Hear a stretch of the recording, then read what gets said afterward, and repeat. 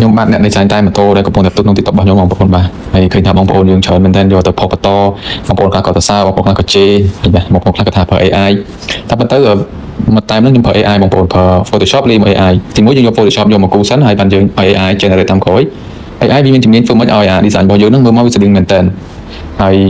ឃើញថាបងប្អូនយើងជាច្រើនយករបស់ខ្ញុំទៅផុសបន្តអ្នកខ្លះក៏យកទៅរកលុយតាម YouTube បានលុយពី YouTube អ្នកខ្លះទៅយកទៅ promote ហាងរបស់គាត់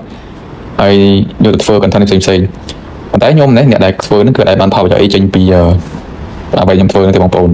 ដោយសារអីបងប្រុសម្នាក់នេះគាត់គឺជាអ្នកបង្កើត concept design អាសង027បងប្អូនទៅជួយ follow គាត់ម្នាក់មួយទៅ like វីដេអូគាត់ម្នាក់មួយទៅដោយសារអីគាត់មានគំនិតច្នៃប្រឌិត design concept design អាសង027ដើម្បីឲ្យផ្ទុះនៅក្នុង TikTok ក៏ដូចជាក្នុង page ហើយខ្ញុំក៏បានយករូបភាពយកវីដេអូរបស់គាត់មកច្រើនដែរប៉ុន្តែខ្ញុំអត់ដឹងដំបូងអត់ដឹងថាចេញមកពីគាត់ទេឥឡូវគឺចេញមកពីគាត់ទេបងប្អូនបាទអញ្ចឹងគាត់ខ្លាំងមែនទេបងប្អូនណាចេះរកនឹកគំនិតថ្មីឃើញណា